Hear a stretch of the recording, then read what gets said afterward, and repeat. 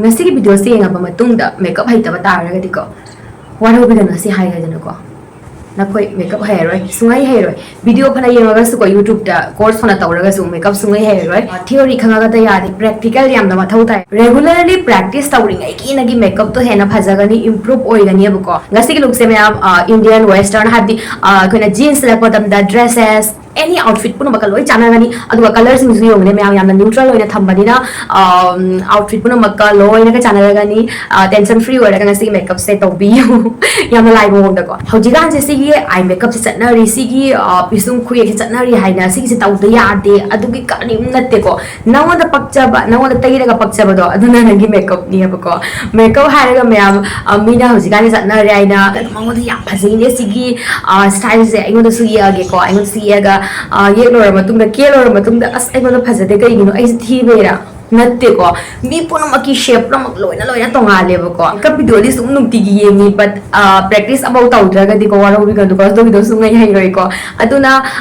aina haizaning badi me am ka video se yengo yenga practice to bole pi ganu practice to ngai gi khut to nalakani adegi ai ko da si ki style se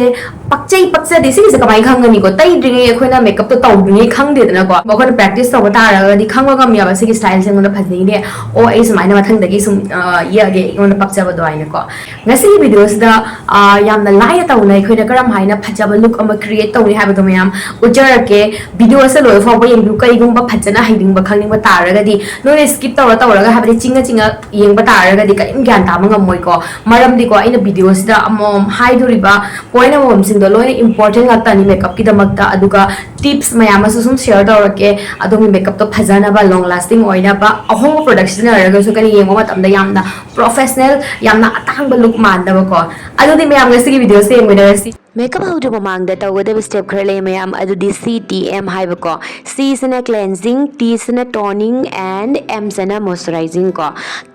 cleansing haibasuna mayam mai se pasan tathok piba face wash natraga cleanser ma lawraga ko adugi matungda toner ma chaibirani adugi matungda moisturizer ma lawraga taibirani day time da tobo makeup oraga na sunscreen ma lawraga taibigani adu mayam sinari ba production je loina adomgi skin type ki matungina lawbi usti ke se kaubiganu adugi to yamna important ne ba ko ama lawraga hekta sinaga da banatte aina hozik sinagi ba toner do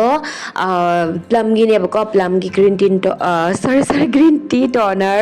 aduga hoji na sinari ba moisturizer na Pond's ki super light gel moisturizer aise combination skin ne ba ko aduna adom se combination oily oi ba taraga di aina nga sinari ba production se sinaba yai hoji na lori ba se mayam Mars ki illuminating primer maram di ko aigi mamangi video da Mars ki product akta sinaraga makeup to biro na haibira ado aingonda ko sona ba loina Mars ki laite but khara lai basing do ari basing do ai sinaraga sum uchara ge ko aina hozik lori base Mars ki illuminating primer sigi je mayam oily skin oi bata raga di avoid to view I se ko sum aingon request ro pani naina dum taira uchare olang tha matam da sigi se khara nungai te ba oily combination skin gi di maram di sigi se illuminating yam lang yam nai ko gi glow ma add to bi ba ko ko gi skin sida adu gi dunia ba ko illuminating to bi ba kai gumba dry skin oi ba taraga di aski primer se ho isina ba yai o tawgadabu ko aigagi yamna problem oiba skin oraga di sigise work tawroi maram di pores kari kak laiba mama sigise pores filling primer natte illuminating primer ni haibadi taiba loraga glow ma add tawbiba ko aikogi mai da skin da glow yaudaba yamna khara khara kangba skin do adu da koina glow ma pibiba do adigi damakta di yamna nungai gani sinaba sigi primer se yamna hongba da affordable oiba da phasu phayeba ko mamang soina panjagre eni khora mai da tharaka doriba product sing se nga ki gap thambigani gap to gi manung duga ko ina pisum se actually primer se tai loiba ga hekta matakta foundation thajaloyeba ko nga ka gap thambigani adugi manung da mayam ai miss claire gi pisum yak na ba do adugi da laure actually adong yo honda leisa ba any pisum gi ko brow powder pencil apa ma sum yak piro to go da bu brow ko gi palette lakpase powder product se sigisna aikoigi yamna natural finish pipi ba hai tare mayam adoga beginners oba taraga su sina bada dum nungai ba ko haidi khara laihan bai tare sigisna aha bada ye e mayam ye color matung da concealer ama lawraga phajana pisum se kak pire flat brush ama lawraga sigisna aikoigi pisum se engpa matam da yamna masa nan thoi aduga pisum ye ko matam da soi gi ba ka yaudrane adugi dum chimdok pi ba yare hauzik concealer ani khak aina uchari se amana aigi skin tone asdagi dark ocean ba ko shade amarom dark ocean ba color ni aduga amana aigi skin tone asdagi light oithokpa color ni mayam kari gino ko asigi sinari ba maram di aikona dark khumbagi namak ta ko aikogi skin tone sidagi dark ocean ba machuna dark se khumdoi ni maram di dark se mayam yang aikogi skin du man di leide na ko skin dai di man mui na ko aduna amma se dark ocean bani na aikoina sinardori ba concealer se dark ocean bata ba ko I hope clear oi biramani ado confusion oi bigano ba ko haibadi concealer na dark khumdoi na traga orange color gi character na khumdoi ra orange color se sigi se adoma tawgadoriba makeup to gi matungina habadi chatkadoriba thabak to gi matungina yamna long lasting makeup ne na tawdoise aduga dark tariba dark se yamna intense oina habadi yamna dark oina tasan ba yamna hena dark taba oragadi hoi orange color gi character sina view dark se yamna light oina tabani khajirak tabani to oiba taragadi concealer na sum khumgini abako irai laina ado ani se compare to uragadi aikoigi orange color gi characters na hena long lasting oi hali mayam aduna adumi condition gi matungina products se sina doini abako confusion oi bigano abako mayam hozigai mars ki foundation ama lawjare aina lawri foundation je mayam haigre ko sida mars ki ne bako foundation taiba matam dasu aikoina direct beauty blender na natraga brush na ko direct lawraga maida thazal loi अहनबद finger की मतेंग नत्रगा अखोगी flat brush को अखोगी मसा नानबा पातक तोबा brush सुम लेबनियबा अमका इपाक पाकसनबा flat brush हाना सुम थारगो flat brush तो लौरगा अहनबद संदोक पिरो नत्रगा खुदना सुम को फिंगर की यूज सुम तोबियोबको आगी वेंदी को खुदना सुम सुमाइना फिंगर ना सुम तो तौरा लोइना संदोक ची अदुगी मतुंगदा ब्लेंड तौई ब्लेंड तौ मतमदा येंगो मयाम आइना हुस्ता तौबो मोंग दो हाबदी कन कन समाइना तौना ब्लेंड तौबिगनो बा चिंगा चिंगागा अमदे माइ तौबिगनो याम लाइट हेना तौना मयाम समाइना तौरिबो मोंगसदा ब्लेंड से तौबिउ नत्रगदी अखोगी मयाम फाउंडेशन दो माइदा लेयरोय बमता I hope clear oi biramani bako ahan da side nakanama hana do tona sandok chere adugi matungda blend tau thok chere degi sum mathang mathang ko somgi side adumain tauna tairaga dum blend tau bigani maram di hojikan se olang su yamna olangi dana aduna ikona makeup to wontam da fan gi use tawi blend tau wasa myam yang video do basi maksu khara aina mayam ka kathat pagi yamna hap trabani bako matam changi ne bako nakana maram da phajana blend tau ringai da nakana magi foundation do dum kangjalai ba kangjan bataraga di kangjan gi bataraga di ekona blend tau matam na nungai rakti aduga makeup do su phajarakte dana aduna nakana maram da hana blend tau biu adumaina हाइदी part तो खाइदो अदुम blend तौबियो असना हेना makeup से फजबनेबको नान बनी अदुगा नुंगसु नुंगाय ma'am आइगी वेंदी को ma'am अदुमगी अपामबगी मतुंग इननी को अदुमना सुम तैबदा पामी नुंगायना खनबदो अदुम तौबियो को just aina mayamda khara knowledge oibagi damakta share tawjabani hauji ahan taiba concealer doigi skin tone dagi dark ocean ba color ni adugi da dark duk men bagi damak aduga foundation gi mathakta tharak toriba concealer sina ko gi skin tones dagi light oithokpa color ni bako kaigumba dumgi foundation do dum nasinari foundation do adumgi skin tone ga match ba foundation natte habadi khara light oina sina ba foundation ni adu ba taragadi adumgi sinari ba foundation do adudagi concealer sina light oiba bani bako natragadi foundation doga concealer doga chap mana bataragadi karmaina highlighting effect to lakani ko hauzik inside cosmetic ki cream blush ama laujare sigisi yamna hongbada ko yamna hongbada adum afaba product ni mayam pamagadi sigisi sinna bayai kayum kaide mars ki cream blush liquid blush sinna bayai kayum kaide mazu yamna phabani bako aigi nei inside ki sum sinna jare ahan ba do to sandok jare adugi matungda foundation brush lauraga blend tawthok jare yengo mayam ahan blush ki foundation blend tꯧꯈꯤꯕꯅꯦꯕ brush se aduna brush da dum khara sum production napna leibani dana ko aduna cream se ga foundation aduga mix oina gini aduna blend tau juma mang ta tissue ma lawra phajana taithok biro foundation brush ta adug matung da blend tau thok piu hauzik me am set tau basam na maruni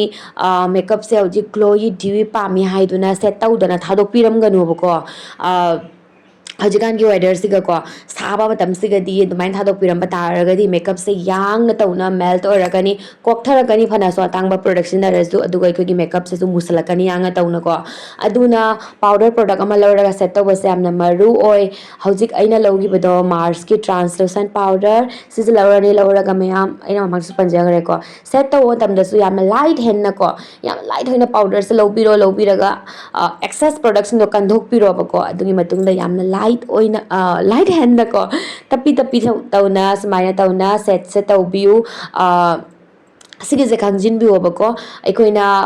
foundation tai gre concealer tai gre ko nga ka gap thambiu nga ka gap thambiu powder na set tau di mamang da product to phajana absorb oigina ba natraga ni mayam yengo aikoi gi foundation concealer do chotlingai duga koina powder lawraga daklam thomjan mata raga di magi page tan le horidra ko ko gi marks le horani bako dark tan le rani phajaro eba makeup to pung mang ne bako aduna nga ka product phajana absorb obagi matam se pibiu adugi matung da any ko compact no oidera loose powder translucent powder jahama ko any sinaba malawra ka phajana tawna set tawbiro nakong ngaksam da su set tawba ka obiganu waramdi aduga su foundation thagi bani na ko natraga di mai gi color na ma nakong na ama ngaksam na ma adugi do phajada bani aduna nakong ngaksam aduda su foundation thaba ka obiganu hauzik mayam powder blush ama lawre cream blush tai gi dana ko adugi mathak tu ka powder blush amana muk set tawbiramani season ai koi gi blush se ngo tamda habadi he na muk khangde mayam blush pamba kangu di yam no phaja thoni he na muk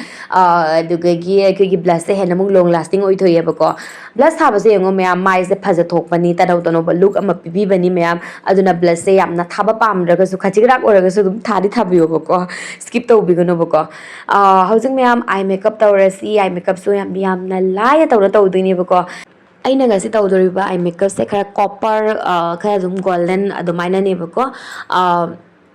अहानबद को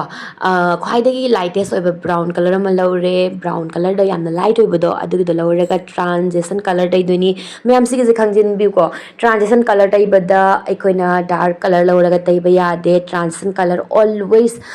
light colour लौरेगा तैदोइनी अदोमना करंबा मचुगी eyeshadow colour तैरिबनो को अदुगी मतुंगिना कैगुंबा पिंक आई मेकअप तोबा तारदि ख्वाइदे लाइट ओइबा पिंक थमगनी ब्राउन तोबा तारदि ख्वाइदे light ओइबा brown I hope ma'am clear ओइबिरमनी अदुगिदो लौरनी लौरा करंबा जगह ला तैदोइनो अइना हुजि वीडियो तैरिबा जगह से मैम अखोगी मिट की अखोगी फोल्ड तोरपा एरिया से अकुटपा एरिया से अदुदि खचितांग मथक्तुगा सरू म लेबदो अजुदा दुमाइन तवना तैबिगनी मैम ट्रांजिशन कलर से ट्रांजिशन तै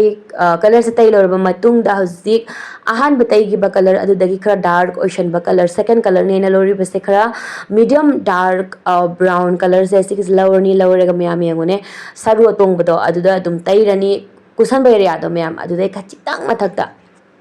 सिगिसना अखोई मिट से यंगबा नमदा खचितांग लाउथोकपा सुमाइन तौरा मालहनले मैम अइना ngamga सोइबा तारगजु वीडियो से फजना मुन्ना तौना यंगबिउ वीडियो से लोइना क्लियर से न उच्चबनीबको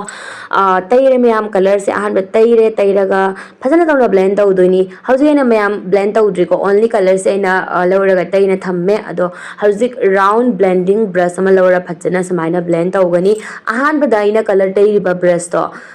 कैनोनी खचितांग फ्लैट ओशन बको फ्लैट ओशन बा क्रीज ब्लेंडिंग ब्रश ने बको अदो लौरेगा क्रीज तैरे अदुई मतुंग दा हौजिक राउंड ब्लेंडिंग ब्रश मा लौरनी लौरगा कलर दो फजना तौना ब्लेंड तौबिगनी मिट अनि से माना ना को चप माना ना तौरगा चटपिउ कैगुम नंग से बिगिनर हौजिक ता सुम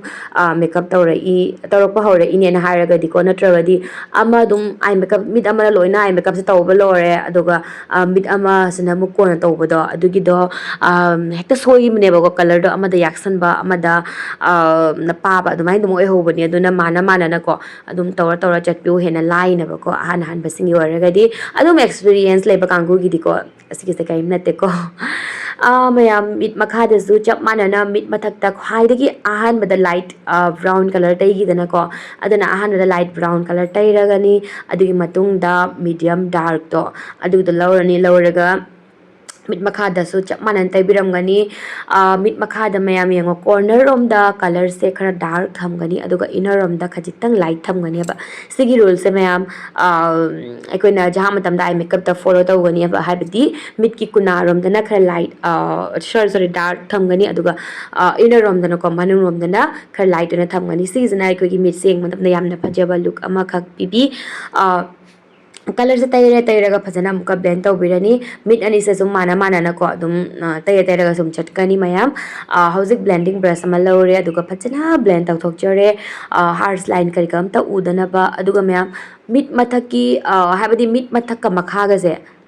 ꯀꯣꯔꯅꯔꯁꯦ ꯑꯅꯤ ꯁꯨꯃꯥꯏꯅ ꯁꯝꯖꯤꯜꯍꯟꯕꯤꯌꯣꯕꯀꯣ ꯇꯣꯉꯥꯟꯅ ꯇꯥꯅ ꯊꯝꯕꯤꯔꯝꯒꯅꯣꯕ ꯃꯔꯥꯡ ꯇꯨꯔꯥꯡꯉꯒ ꯑꯗꯨꯏꯗꯣ ꯐꯖꯔꯣꯏꯕꯀꯣ ꯅꯦꯆꯔꯦꯜ ꯃꯥꯜꯂꯣꯏꯕ ꯍꯧꯖꯤꯛ ꯃꯌꯥꯝ ꯃꯤꯠꯁꯦ ꯈꯖꯤꯛꯇꯪ ꯄꯣꯝꯍꯟꯅꯕꯒꯤꯗꯃꯛꯇ ꯕ꯭ꯔꯥꯎꯟ ꯀꯂꯔ ꯑꯃ ꯂꯧꯔꯒ ꯈꯖꯤꯛꯇꯪ ꯇꯩꯖꯈ꯭ꯔꯦ ꯑꯗꯨꯒ ꯇꯩꯔꯒ ꯑꯗꯨꯝ ꯊꯝꯕꯤꯔꯝꯒꯅꯣ ꯕ꯭ꯂꯦꯟꯗꯤꯡ ꯕ꯭ꯔꯁ ꯑꯃ ꯂꯧꯕꯤꯔꯣ ꯑꯗꯨꯒ ꯐꯖꯅ ꯕ꯭ꯂꯦꯟ ꯇꯧꯊꯣꯛꯆꯔꯦ ꯍꯧꯖꯤꯛ ꯃꯦꯠ ꯀꯂꯔꯒꯤ ꯊꯕꯛ ꯂꯣꯏꯔꯦꯕꯀꯣ ꯍꯥꯏꯕꯗꯤ ꯃꯦꯠ ꯀꯂꯔ ꯍꯥꯏꯕꯗꯤ ꯑꯥꯏ ꯁꯦꯗꯣꯗ ꯀꯂꯔꯗ ꯂꯪꯗꯕꯗꯣ ꯃꯦꯠ ꯀꯂꯔ ꯀꯧꯏ ꯑꯗꯨꯒ ꯑꯔꯪꯕꯁꯤꯡꯗꯨꯅ ꯁꯤꯃꯔ ꯀꯂꯔ ꯀꯧꯏꯕꯀꯣ ꯍꯧꯖꯤꯛ ꯃꯦꯠ ꯀꯂꯔꯒꯤ ꯊꯕꯛꯁꯦ ꯇ꯭ꯔꯥꯟꯁꯤꯁꯟ ꯇꯩꯕ ꯈꯣꯠꯄ ꯑꯃ ꯀ꯭ꯔꯤꯁꯇ ꯇꯩꯕꯅꯤ ꯑꯗꯨꯒ ꯑꯩꯈꯣꯏꯒꯤ shimmar glitter ꯊꯕꯛꯁꯤꯅ ꯑꯥꯏ ꯂꯤꯠꯇ ꯇꯩꯗꯣꯏꯕꯀꯣ ꯑꯥꯏ ꯍꯣꯞ ꯃꯌꯥꯝ ꯀ꯭ꯂꯤꯌꯔ ꯑꯣꯏꯕꯤꯔꯝꯃꯅꯤ ꯍꯥꯏꯕꯗꯤ ꯑꯔꯪꯕꯁꯤꯅ ꯑꯩꯈꯣꯏꯅ ꯇ꯭ꯔꯥꯟꯁꯤꯁꯟ ꯀꯂꯔ ꯇꯩꯕ ꯌꯥꯗꯦ ꯑꯔꯪꯕ ꯀꯂꯔꯁꯦ ꯑꯩꯈꯣꯏꯅ ꯃꯤꯠꯀꯤ ꯍꯥꯏꯕꯗꯤ ꯀ꯭ꯔꯤꯁꯇ ꯀꯔꯤ ꯈꯛꯇ ꯇꯩꯕ ꯌꯥꯗꯦꯕꯀꯣ ꯁꯤꯒꯤꯁꯦ ꯈꯪꯖꯤꯟꯕꯤꯌꯨ ꯑꯍꯥꯟꯕ ꯕꯤꯒꯤꯅꯔꯁꯤꯡꯒꯤ ꯑꯩꯈꯣꯏꯒꯤ ꯑꯥꯏ ꯂꯥꯏꯅꯔ ꯇꯩꯕꯁꯦ ꯌꯥꯝꯅ ꯂꯤꯀ꯭ꯋꯤꯠ ꯂꯥꯏꯅꯔꯒꯨꯝꯕ ꯀꯩꯒꯨꯝꯕ ꯇꯩꯕꯁꯦ ꯌꯥꯝꯅ ꯁꯣꯏꯒꯜꯂꯤꯗꯅꯀꯣ ꯑꯗꯨꯅ ꯍꯧꯖꯤꯛ ꯕ꯭ꯂꯦꯛ ꯀꯂꯔꯒꯤ ꯑꯥꯏ ꯁꯦꯗꯣ ꯑꯃ ꯂꯧꯔꯒ ꯂꯥꯏꯅꯔ ꯑꯣꯏꯅ ꯁꯤꯁꯤꯅ ꯁꯨꯝ ꯌꯦꯛꯑꯅꯤ ꯁꯣꯏꯗꯤ ꯑꯗꯨꯝ ꯇꯧ ꯂꯩ ꯃꯌꯥꯝ ꯉꯥꯛꯄꯤꯒꯅꯤꯀꯣ ꯀꯩꯒꯨꯝꯕ ꯕ꯭ꯂꯦꯛ ꯀꯂꯔꯁꯦ ꯌꯦꯛꯁꯟꯕ ꯄꯥꯝꯗꯕ ꯇꯥꯔꯒꯗꯤ ꯕ꯭ꯔꯥꯎꯟ ꯀꯂꯔ ꯑꯃ ꯂꯧꯔꯒ ꯁꯨꯝ ꯌꯦꯛꯄꯤꯔꯣ ꯀꯩꯝ ꯀꯥꯏꯗꯦ ꯁꯤꯁꯤꯅ ꯑꯃꯨꯛ ꯍꯦꯟꯅ ꯑꯃꯨꯛ ꯃꯌꯥꯝ ꯃꯤꯠꯁꯦ ꯐꯖ ꯊꯣꯛꯄꯅꯦꯕꯀꯣ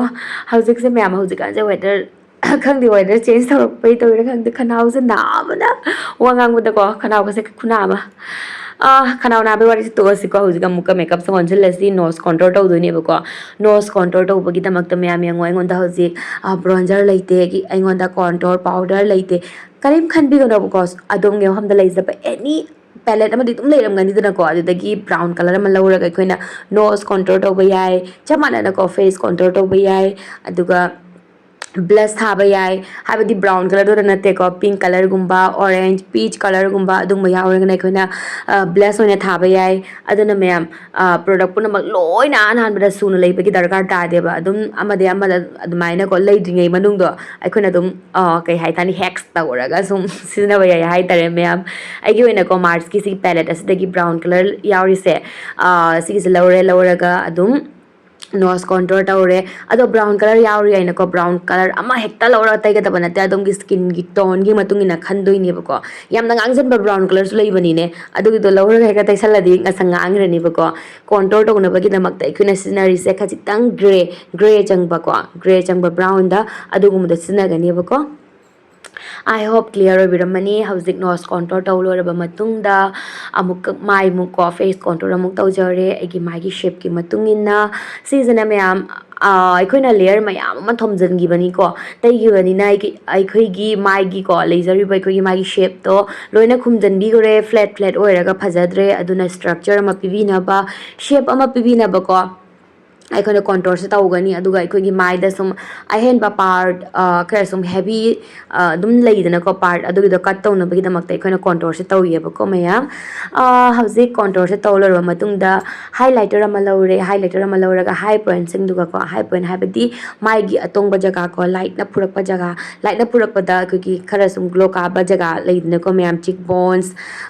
ꯅꯥꯇꯣꯟꯒꯤ ꯈꯖꯤꯛꯇꯪ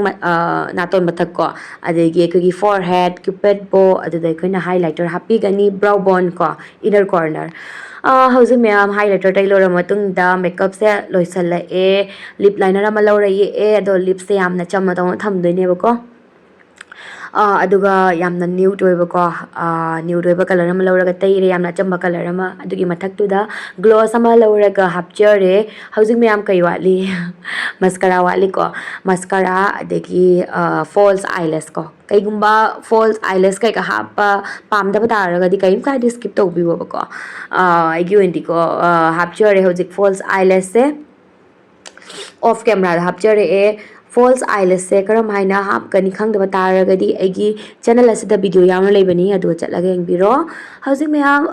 ꯃꯤꯠ ꯄꯣꯝꯍꯟꯈꯤꯕꯗꯣꯀꯣ ꯑꯗꯨꯒ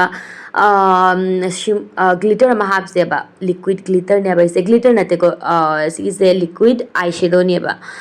ꯍꯣꯏꯅꯦ ꯒ꯭ꯂꯤꯇꯔ ꯍꯥꯏꯔꯒꯁꯨ ꯌꯥꯔꯦ ꯌꯥꯝ ꯆꯪꯀꯤ ꯑꯣꯏꯕ ꯒ꯭ꯂꯤꯇꯔꯗꯣ ꯅꯠꯇꯦ ꯑꯗꯨꯝ ꯈꯔ ꯁꯨꯝ ꯁꯤꯃꯔ ꯒ꯭ꯂꯤꯇꯔꯅꯦ ꯍꯥꯏꯇꯥꯔꯦꯀꯣ ꯁꯤꯒꯤꯁꯦ ꯂꯧꯔꯒ ꯕ꯭ꯔꯁ ꯑꯃ ꯂꯧꯔꯒ ꯈꯖꯤꯛꯇꯪ ꯃꯤꯠ ꯄꯣꯝꯍꯟꯕ ꯑꯦꯔꯤꯌꯥꯗꯣ ꯑꯗꯨꯗ ꯈꯖꯤꯛꯇꯪ ꯍꯥꯞꯄꯤꯔꯒ ꯐꯖꯅ ꯑꯃꯨꯛꯀ ꯕ꯭ꯂꯦꯟ ꯇꯧꯊꯣꯛꯆꯔꯦꯕꯀꯣ ꯑꯗꯨꯝ ꯊꯝꯃꯝꯃꯣꯏ ꯁꯨꯃꯥꯏꯅ ꯇꯩꯁꯜꯂꯒ ꯑꯗꯨꯝ ꯊꯝꯃꯝꯃꯣꯏꯕꯀꯣ ꯐꯖꯅ ꯕ꯭ꯂꯦꯟ ꯇꯧꯕꯤꯔꯝꯒꯅꯤ ꯑꯩꯅ ꯍꯧꯖꯤꯛ ꯁꯤꯖꯤꯟꯅꯔꯤꯕ ꯄ꯭ꯔꯣꯗꯛꯠꯁꯦ ꯏꯟꯁꯥꯏꯠꯀꯤꯅꯤ ꯌꯥꯝꯅ ꯍꯣꯡꯕꯗꯀꯣ ꯌꯥꯝꯅ ꯍꯣꯡꯕꯗ ꯐꯕ ꯄ꯭ꯔꯣꯗꯛꯅꯤ ꯑꯩꯅ ꯉꯁꯤ ꯁꯤꯖꯤꯟꯅꯔꯤꯕ ꯄ꯭ꯔꯣꯗꯛꯁꯤꯡꯁꯦ ꯂꯣꯏꯅ ꯑꯦꯐꯣꯔꯗꯦꯕꯜ ꯉꯥꯛꯇꯅꯦ ꯃꯌꯥꯝ ꯃꯤ ꯄꯨꯝꯅꯃꯛ ꯂꯣꯏꯅ ꯂꯩꯕ ꯉꯝꯒꯅꯤ ꯑꯇꯥꯡꯕ ꯀꯩꯀꯛ ꯌꯥꯝꯅ ꯂꯩꯕ ꯉꯝꯃꯣꯏꯗꯕ ꯑꯇꯥꯡꯕ ꯑꯃꯠꯇ ꯌꯥꯎꯗꯦ ꯑꯍꯣꯡꯕ ꯉꯥꯛꯇꯅꯦꯕꯀꯣ ꯍꯧꯖꯤꯛ ꯂꯥꯁꯇ ꯃꯦꯀꯞ ꯐꯤꯛꯁꯔ ꯑꯃ ꯂꯧꯔꯒ ꯆꯥꯏꯔꯦ ꯑꯩꯅ ꯂꯧꯔꯤꯕꯁꯦ ꯃꯥꯔꯁꯀꯤ ꯁꯤꯜ ꯗ ꯗꯤꯜ ꯃꯦꯀꯞ ꯐꯤꯛꯁꯔꯅꯤ ꯍꯣꯏ ꯑꯁꯤꯒꯤꯁꯤꯁꯨ ꯌꯥꯝꯅ ꯍꯣꯡꯕ ꯃꯦꯀꯞ ꯐꯤꯛꯁꯔꯅꯤ ꯆꯥꯏꯔꯒ ꯃꯦꯀꯞꯁꯦ ꯂꯣꯏꯔꯦ ꯃꯁꯀꯔꯥ ꯇꯩꯕꯁꯦ ꯀꯥꯎꯈ꯭ꯔꯦ ꯑꯗꯨꯅ ꯈ꯭ꯋꯥꯏꯗꯒꯤ ꯑꯔꯣꯏꯕꯗꯀꯣ ꯃꯁꯀꯔꯥꯁꯦ ꯐꯖꯅ ꯇꯩꯕꯤꯔꯅꯤ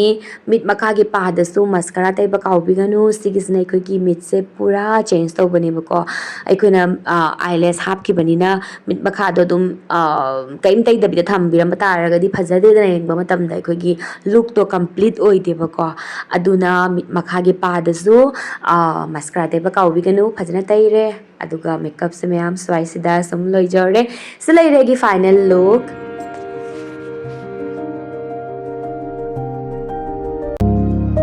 I hope mayam ngasigi agi video se mayam da soidrabaki kana biramgana ne khanjei kaigumba video se khajitang phamo mayam da kana ba phangbiragadi please video se u like to biram chatbu aduga video se mayam share to biu khangjadaba mayam da su khangjana ba aduga aingoda su kana na ba ko makeup beauty related video yang bada interested oragadi channel asibu subscribe to biramo comment sum haibiramo ga ngasigi makeup se kamai torage pamda kana dabra jaha khan bodo sum ibiramo any question inquiry loina ibiramo ko ngasigi de mayam video se matang asida sum lo shanjarage bye